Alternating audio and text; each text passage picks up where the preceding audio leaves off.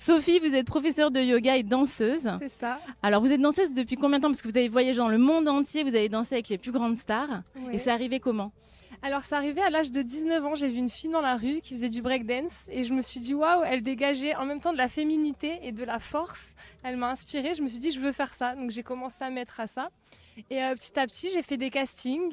Et je suis tombée sur un chorégraphe qui m'a dit, mais tu peux devenir danseuse. Parce que j'ai dit, mais j'ai pas commencé la danse à 4 ans. Enfin, vraiment, c'est venu à moi super tard. Et il m'a dit, tu peux faire vraiment danseuse. Donc, je me suis lancée. J'ai fait des auditions, j'ai fait des plateaux télé, j'ai dansé avec Shakira pour la NBA, j'ai fait Patrick Sébastien, le plus grand cabaret du monde, enfin vraiment tout plein de choses. Et j'ai été vice-championne de France de breakdance. Magnifique.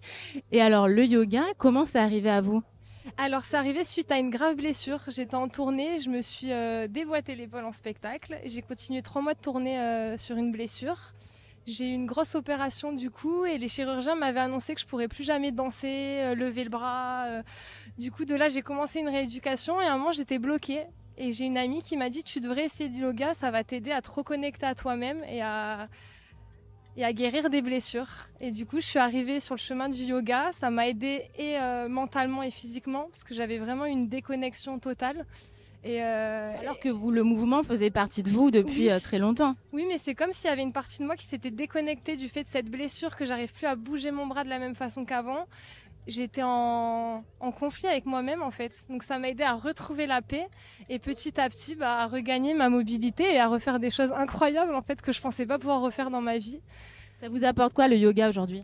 Le yoga, ça m'apporte de la stabilité, de la paix surtout intérieure. Je suis quelqu'un de très sensible, hypersensible, donc j'ai les émotions qui partent dans tous les sens.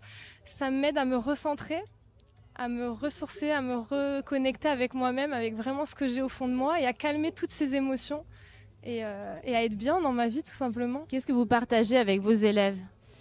Mes élèves, avec le yoga. Avec le yoga, j'essaie de leur partager le bien-être, vraiment de se connaître, d'apprendre à s'aimer soi-même. De vraiment, on a tous des qualités, des défauts, de faire de nos défauts des qualités et de voir toute la beauté qu'on a en nous. Et de faire aussi un pas de côté, puisque vous y mêlez la danse. Oui. Ça apporte quoi en plus? Pour moi, la danse, c'est un moyen de lâcher prise, de se connecter aussi aux émotions, parce que des fois, avec le yoga, on va pas forcément toucher les émotions de près, ou ces vibrations-là.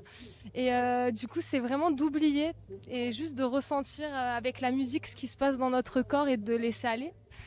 Pourquoi être venu au Festival Sensei?